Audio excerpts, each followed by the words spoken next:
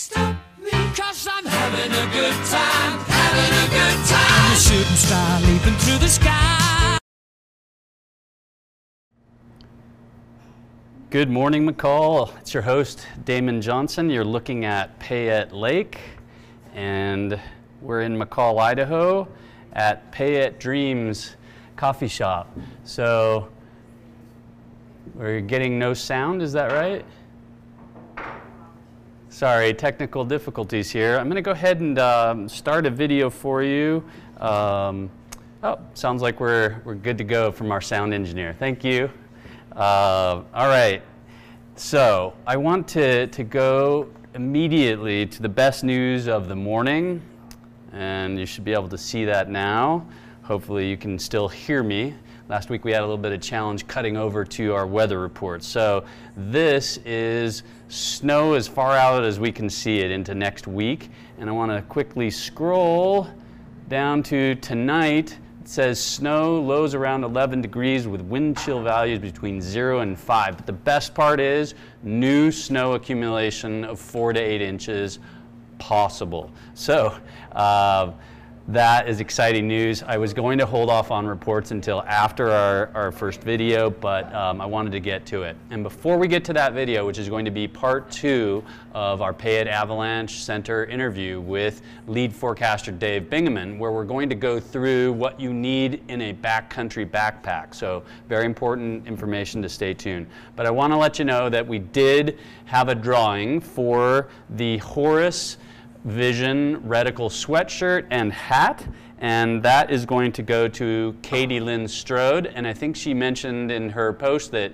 she's going to give the hat to Jake Fowler. So congratulations, and we'll be in touch with you on how we get that sent to you. Now, for next week, I want to tell you that we have 2 shows that we're going to do. One is an interview with a local entrepreneur, Cody Monroe. He also happens to run a company called CM Backcountry for backcountry snowmobile adventures. You can either rent from him or take a guided trip. They're doing something special this Saturday that I wanted to talk about, even though we're going to do the show with them next week, and that is they're going to do an avalanche training for new and for those snowmobilers that may have been out there but really don't understand what they need to look for with avalanche. So with our show, second part today, and then the opportunity to talk with Cody about that, you're going to be safe when you head out into the backcountry. And remember from last week that we had 28 deaths in the US from avalanches. 3 were in Idaho, and all 3 were either snowmobiles or snow bikes. So need to be safe out there. So next week, we are going to be giving away this hat and this sweatshirt from CM Backcountry. And I'm just noticing as I turn it around that it's got a very cool graphic. So if you're into snowmobiling and backcountry, you're going to want this sweatshirt. And here are the rules on this. One is you need to follow morningmccall.com. That's at morningmccall.com. And then, oh, sorry, we need to cut over to the camera. Forgot that I need to be live. So here's the hat that we're going to be giving away. And here is the sweatshirt. Okay, and that might be in a delay. And here's the back of the sweatshirt. Okay, and then you're going to be able to win that with 3 simple steps. One is follow at morningmccall.com. Second is follow at CM Backcountry, and you can find those same handles at Facebook. And then we need you to tag the photo. We'll put a post for this. Tag it hashtag Jungle Riders. That's Cody and CM Backcountry's favorite hashtag. So if you want to win those, we'll be announcing the winner next week. So during this next week, starting today through next week, if you want to win those, look for that post, and then make sure you're following those 2, CM Backcountry and at morningmccall.com, and then use the hashtag Jungle Riders. Okay. I'm going to show you the lake real quick here again, and then we're going to go to the video on the part 2 of Payette Avalanche Center. So bear with me just a second as we pull that up. And Morning McCall, hi, this is Damon Johnson, your host, and today we are really fortunate. We have Dave Bingaman, who is the lead forecaster for the Payette Avalanche Center. Dave, welcome. Thanks, Damon. How you doing? Good, thank you.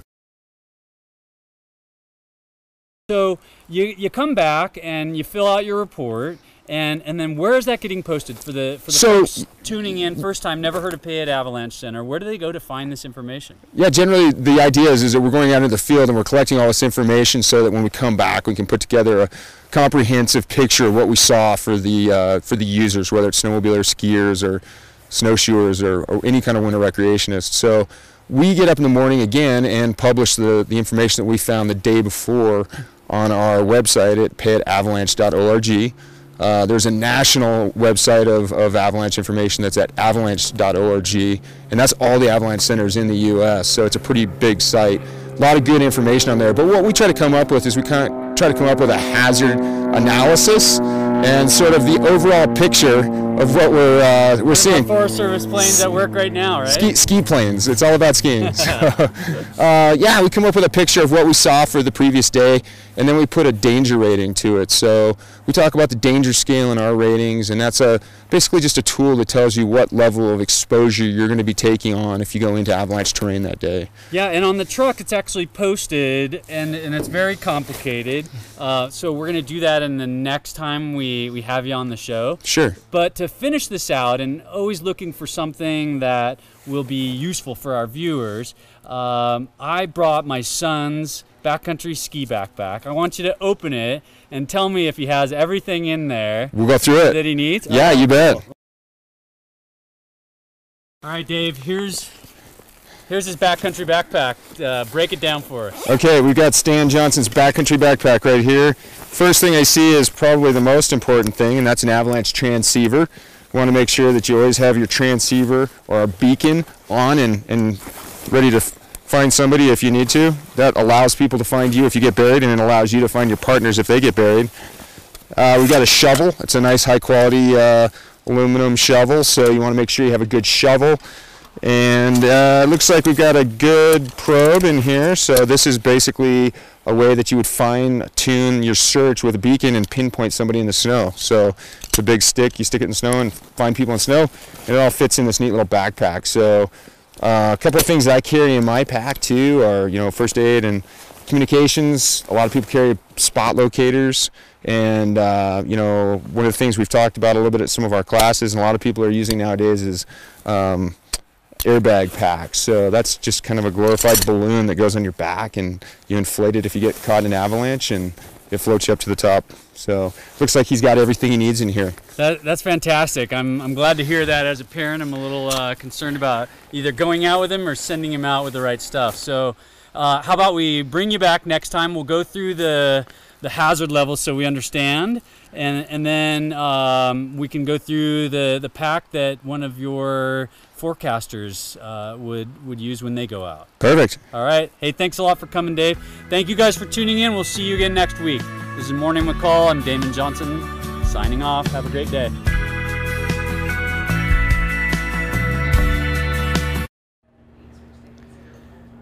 So this is Damon Johnson. I'm back. Morning McCall. We're here at the shores of Payette Lake and at the Payette Dreams coffee shop. I'll give you a little video image of the shop here. So if you like, come on down, join me for a cup of coffee. We're always here on Fridays at 8:30 live.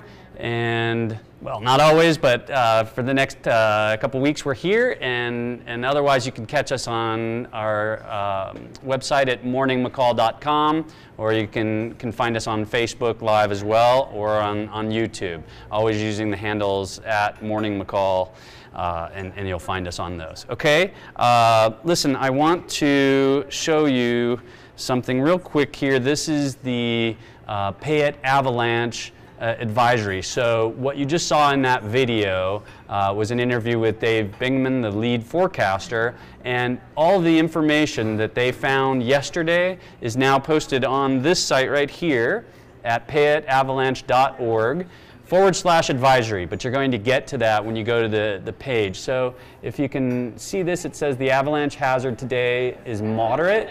Human-triggered avalanches are possible near the ridge tops where isolated wind slabs exist. It's also possible to trigger soft slabs in the upper 2 feet of the snowpack. The most important factor to consider is the arrival of the next storm later today. This says 12+ inches will fall on near surface facets and surface hoar on some slopes. We're going to have Dave back on the show, either going up with him or back on the show to go through some of these terms, because I'm even looking at these saying, what does that necessarily mean? So I think it's going to be fantastic for us to go through that. Expect the hazard to increase as we add more snow into the equation through the weekend. So if you're going out tomorrow, and that's what the show is designed about, if you're not living here and you're getting ready for your trip to come here, you need to check out these sites to make sure that you're getting the appropriate information.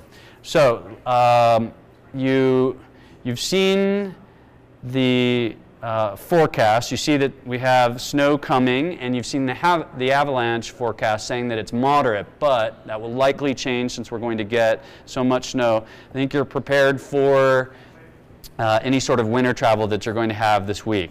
Now what I want to do is cut over to an interview with the founder of Kryptek Outdoor Group. And I think you're going to love the story. I met with these guys down at SHOT Show in Las Vegas, and they are here in Idaho. They're based in Eagle, and they're producing some great quality products, and you're going to love the story of how they got from their military experience to their outdoor equipment. So without further ado here, this is Damon Johnson, your host, and I have the great fortune of interviewing Butch Whiting, who is the founder and CEO of Kryptek.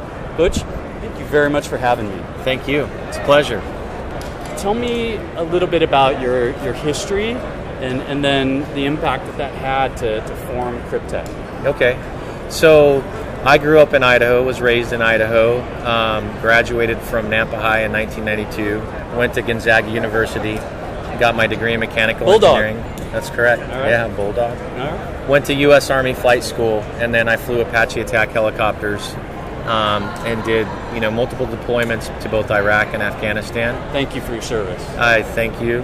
I enjoyed it actually immensely, but it just got to the point to where I was gone from my kids a lot, my family a lot. Right. I had a 6-year-old, I was gone 4 out of her 6 years, and a 3-year-old 4 out of her years, and I also got to miss a lot of hunting seasons. Okay. And a lot of mountain hunting. What kind of hunting do you do? Well, the mule deer, elk. I hunt all over the world now, but growing up, it was primarily mule deer and elk in Idaho. I don't want to interrupt you of your history, but can you come back on our show, because we're going to do some series on hunting a little bit later, obviously. Sure. And would love to hear some of your tricks or stories, your hacks, right? Yeah, and absolutely. Stories would be awesome. Yeah. But anyway, the idea of Kryptek actually started in Tal Afar, Iraq, in northern Iraq, which is a giant shithole near the Syrian border. And when we weren't fighting and flying missions, we would sit around, myself and the other founder, Josh Claycorn, and daydream about being in the outdoor industry. Business planning. It was a business plan. And we had, we flew all of our missions together. I think it was around 95% of our missions we flew together. He was my junior warrant officer, and I was his commanding officer. And it consumed us. I mean, when we weren't doing work, we were talking about hunting and talking about how cool it'd be to be in the outdoor industry. So I wrote about 25-page business model, okay. And that business model and plan got picked up by Cabela's, and they became enamored with one sentence in that business plan, which was to spiral features and functions out of special operations into the civilian hunting market. And we basically launched at Cabela's with an exclusive, and that's when we started what I call our hobby phase. Okay. I'd gotten out of the military, but I was living in Alaska at the time, and I had another company there. Claycorn was still on active duty.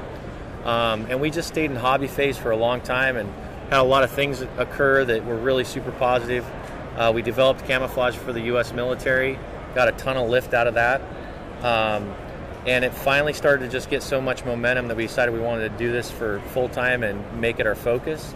And so we relocated and organized the company in Eagle, Idaho. That vision that you had, that Cabela's recognized, Yeah. where you have technology spiraling out of special ops. Can you give us, the viewer, an example of what you're talking about?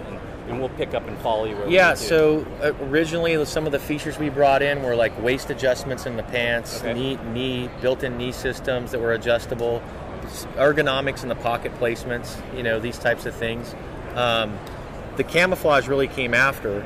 Then the camo is what we're known for now. And we're the only camouflage that's in the civilian hunting market that's been extensively tested by the Department of Defense and selectively used by special operations.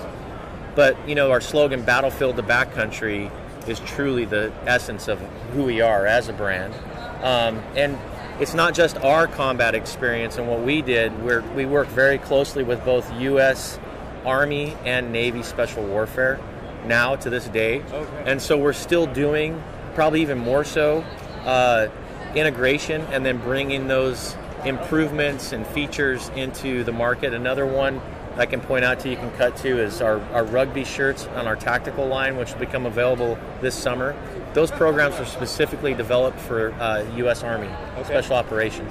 So this is an example of what I'm talking about with a shirt that we specifically designed for U.S. Army Special Operations. It's a rugby shirt. It's got a core wicking core. That's so when they wear their body armor, with more durable material on the arms and venting. This is a hot weather uniform.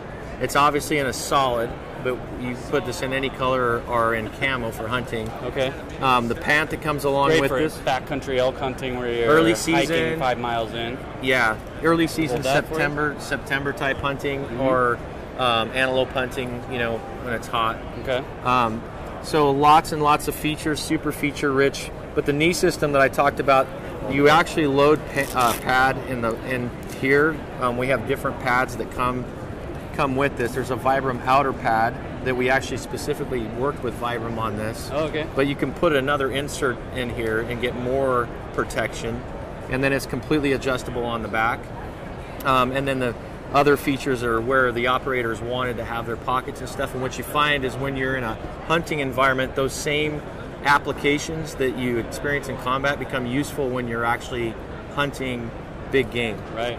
So that idea of spiraling those features and functions still exists to this day. They're stronger than they've ever been, and it makes the authenticity and the credibility of the Kryptek brand really much different than some of the other options of our peer competitors in the hunting market. So, last question for you, because I know you have a lot more business to do here at the show.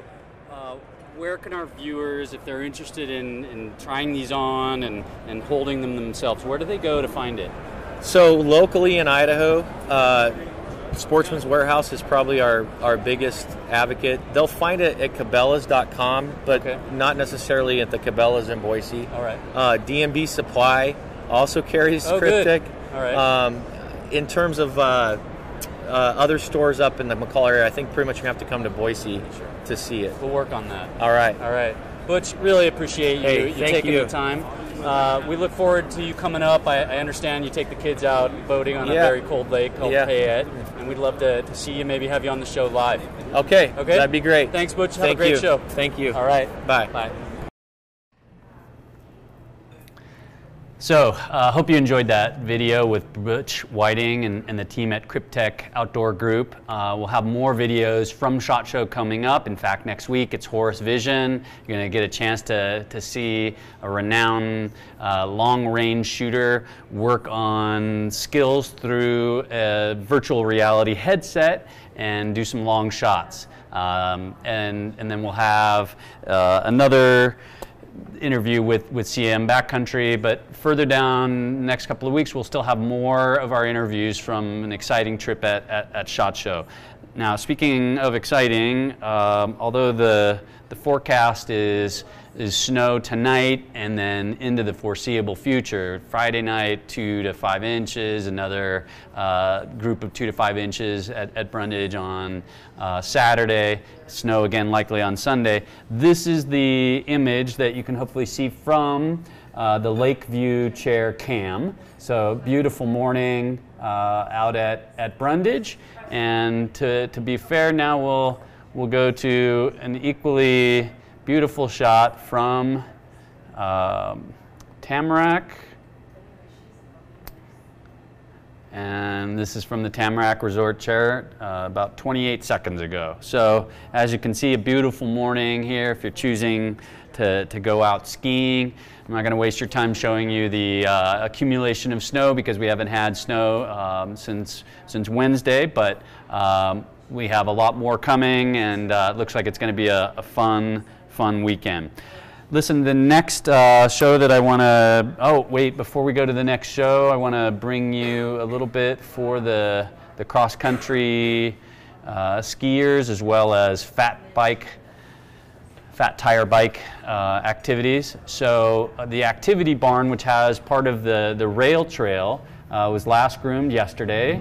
No new snow, but the trails look good and groomed. It's been so cold that the snow is still light and powdery.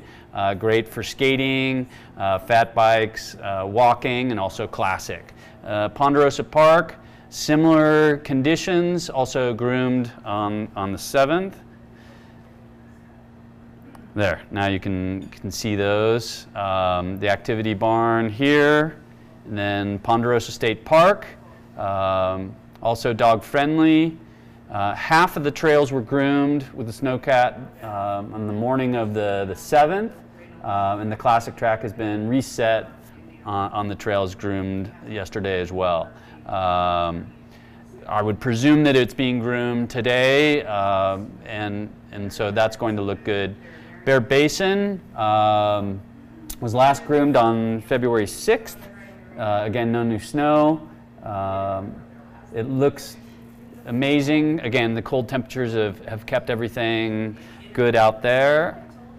North Valley Rail Trail System, groomed with the snowmobile on the morning of the 7th and expected to be groomed again today. So it looks fantastic on the North Valley Rail Trail System.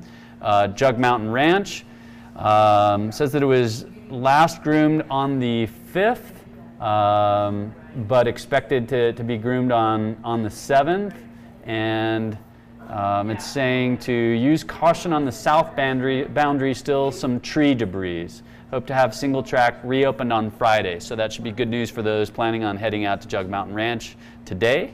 And then Tamarack Resort, it looks like snow biking is also open. The trails are in great shape, and it was last groomed on the 6th and expected to be groomed today. So those of you planning on getting out and doing some cross-country skiing or fat tire biking or running your dog, it looks like you're going to have some great opportunities to get out there and enjoy those cross-country trails. All right, I'm going to show you our last video and then come back to wish you a great weekend. This is the story. I'm calling it the feel-good story of this winter. It's a story about a boy, his dad, and their sled dogs. I'll let him tell you. McCall, it's actually good evening, McCall. This is Damon Johnson, your host of Morning McCall, and I am at Bear Creek Lodge, and I have the distinct pleasure of introducing you to the Bingamans. Did I get it pronounced right? Pretty darn close, yeah. All right. So it's Brett yeah, and Spencer. Yep. Is that right? Mm-hmm. Gentlemen, it is a pleasure to be out here, even though it's late. It's about 9 o'clock. Brett, you just pulled in. You've won the 350-mile race. Is that right? That's correct. Congratulations. Yep. Thank you very much. And Spencer, you left the other day, yesterday. We filmed you taking off.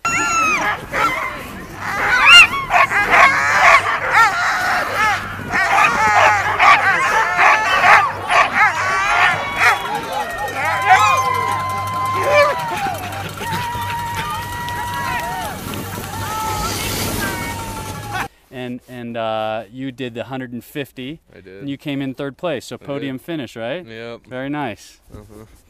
So tell our audience a little bit about how you got started. And Brett, I'd love to hear the story. I hear that you grew up here in Idaho. Is that right? I did. Yeah, I was born in Cleveland, and my dad's a dentist, like myself, but he came out to Idaho Falls to practice when I was 5 years old. So I grew up in Idaho Falls and spent a lot of time in southeast Idaho. And then I ended up in Montana. My dad and I used to do pack trips together up there, so that's why I settled in Montana. That became home for Spencer, right? Yep. Okay. And you're headed off to Bozeman to go to college next year, is that right? Yep. Excellent. So tell me a little bit about what got you guys into this race. I understand in talking to you at the finish line waiting for your dad that you've been doing this since you were 10 years old. That was 7 years ago, right? Yep. So what got you guys into this sport? Well, Spencer got us guys into this sport. Yeah. So, Spencer, you want to tell? Yeah, sure, no problem. So I was born with a birth defect in my left leg that makes it about 2/3, 3/4 of the mass of my right leg and about an inch shorter.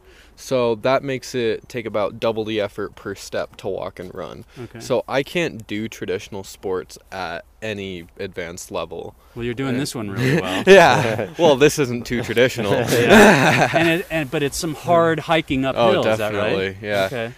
See, dog sledding is all about endurance rather than speed. I can't run fast, but just with my leg, I've gotten used to having to work really hard to go the same distance.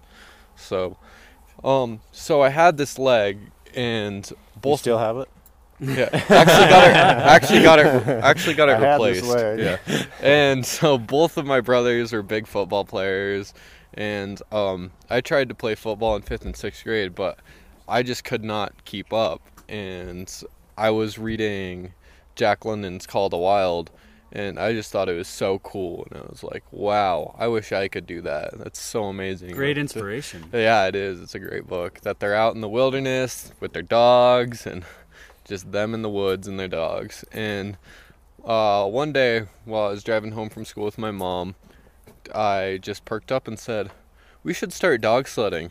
And she pulled the car over and stopped and said, you've been talking to your dad. And turns out he was reading the same kind of books and talking to her about it. I'd asked her about a team I told her I wanted to have a dog team about a week before that. And she said, no way. She said we were at our pet limit. So, but then, we didn't know. Both of us were interested at the same time. So Suzette, my wife, decided it must be fate, and she gave us the thumbs up, and I think like 2 weeks later we had 10 dogs. What a blessing. That's awesome. That's a great, great story. Yeah, it is. Okay, so tell me a little bit about the race. So maybe a hardship that you've had while you were out on the race. We may know yours, but I'm not sure the audience does. A little thing. But it could be something other than that too, right? Other than that, the race was great, honestly. My dogs did amazing. So I took a wrong turn because How far from the finish? about 10 miles. So 10 miles. Yep. So I was about around 38, 40 miles in, and there's this turn that forks off into two, and the sign before it is a right-hand turn because it's technically swinging to the right, but the trail that goes uphill to the left is the one you want to take. Okay. And it's got markers and stuff, but they're blocked by trees from the direction you're looking. So I took this bottom one, and my tracker wasn't working properly, so they did not realize I had taken this trail for about 10 or 15 miles. And then they came after you? Yeah, and they sent over the cavalry, and by that time I had my team turned around, and I was about 10 miles You had up. figured it out, okay. And also this loop, it's called the F loop, was it's marked because it's actually Part of the race. it's part of the race, Yeah. but Sure. for the 350. Oh, I see. So you knew something was up. So there was Okay. markers on there, and he thought so you'd think you were going on the right Yeah, trail. I was like, well, there's markers. Dogs have been here. Well, Yeah, next it's good year to me. you're going to remember where Oh, that's yeah. at, right? Good. Oh yeah, And you'll be back next year? I hope so. Fantastic. Yep. Depends Brett? if I can get off school. That's right. Well, we'll have to talk to your professors about that. Yeah. Yes. Brett, So obviously, smile on your face. You're a little tired. All the dogs are asleep, right? Yeah, they're back in their boxes. We watch them eat and get into their little boxes. box. Yeah. Yeah, that's their home. Okay, so I know you're tired, and I want to get you back to rest fine. as well. But tell me, some challenges that you had out on this course. You left on Wednesday. Right. You took off at about 11 a.m. Yep. And here it is, Friday at 9. You're back. Yeah. The trail was great. They put a lot of effort into making a really good trail, and the first couple of days were really good on the trail. It was a nice hard packed trail. In fact, it was probably too easy. It's just it's a fast trail. Yeah, you can miss your turns because you kind of get monotonous and bored. Yeah. So right. But yeah, they put a lot of effort into it. The volunteers, the checkpoints were great. They gave us food at everyone. Very nice. Yeah, the hospitality is amazing. A lot of volunteers for this, right? Oh, yeah. It's a. All the communities came out. Yeah. Did you hear what they're trying to do at Cascade? What's that? So the community across the lake is just mainly pilots and their families, and they're trying to set up a checkpoint to compete with the Cascade checkpoint. Oh, yeah. Everybody's trying to get a checkpoint. Yeah. But the trail was good, and everything went great with the dogs for the first most of the runs actually. I was really pleased with how they did, and then this last run, I had about a 60-mile run coming into the Y checkpoint, and I didn't give the dogs as much as rest as I would have liked to, because I didn't want the dogs to have to run in the heat of the day. So they did a long run, and then we got stuck in the heat of the day because it got warm and never cooled off in the evening. Right. So this evening run was really difficult. There was some warm Chinook winds up top, and it turned the trail kind of mush, and so the dogs have a hard time getting a grip, and the sled doesn't slide. So we were equally working to get here, and they're working harder, going a little bit slower, which is probably a little frustrating. Well, no, I mean I understood, but it's if it gets too hard, sometimes they'll just say enough is enough. Yeah. So I was pretty worried. Happened to me last year. Yeah, that's right. Just right up on here. Yeah. Well, guys, I'm really glad that we got a chance to meet both of you. It's a great story, although you weren't in the same race. It's fantastic that as a family you get to come out here and enjoy this race. So we actually were in the same race just before this over in Oregon, and Spencer won that race, a 200-mile race. So. And this was Eagle Cap, is that right? Eagle Cap Extreme. So well, congratulations. We've been doing the tour.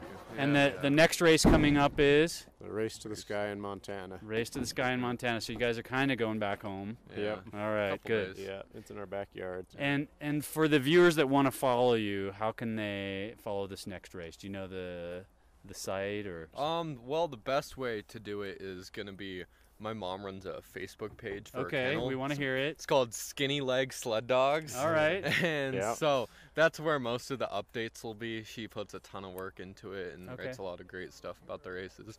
And then we'll definitely follow her, and we'll update our viewers as well. Awesome. Excellent. Great. Thanks, guys. I really appreciate it. Thanks for coming out. Have a safe trip home. Isn't that a great story?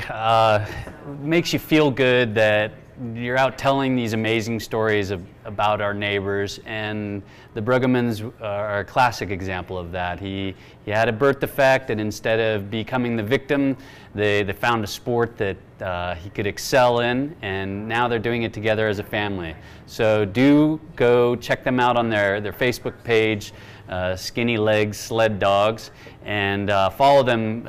So younger Spencer had just won an Eagle Cap.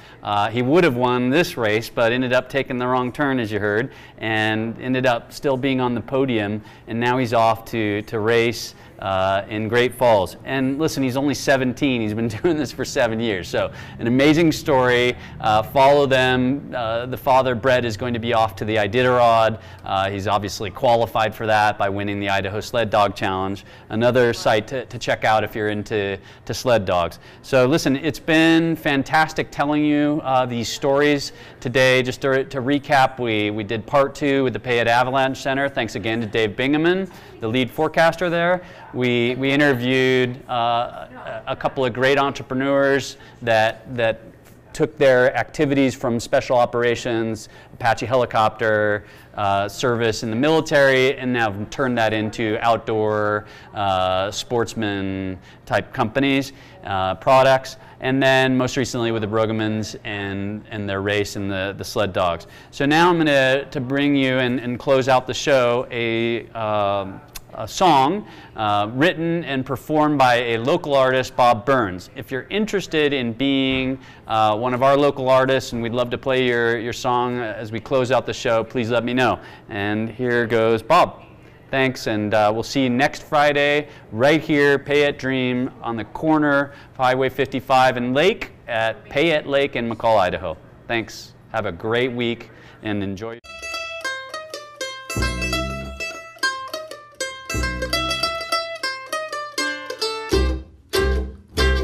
If I could be your dog, I could not run and hide. If I could be your dog, I'd be welcome inside.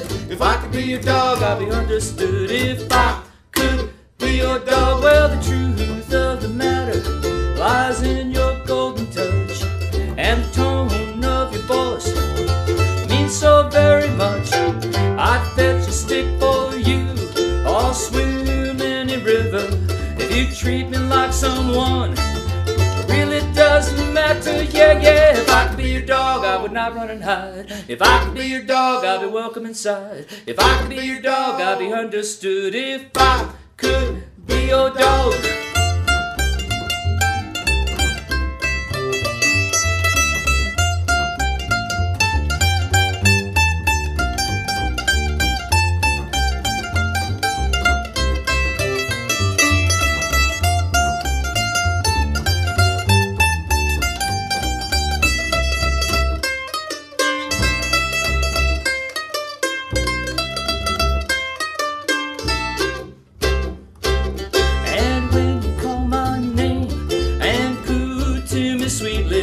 I'd fetch a stick for you, 'cause you were glad to see me. I'd be happy with a walk or an after dinner bone.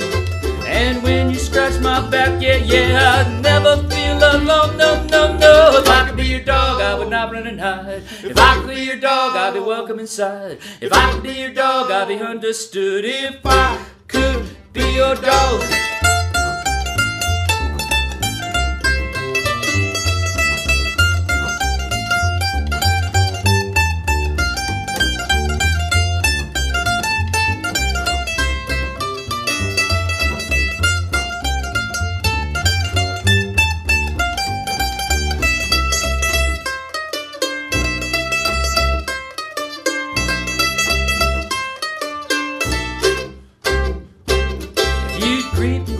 Smile, I'd always be loyal and never do bad things.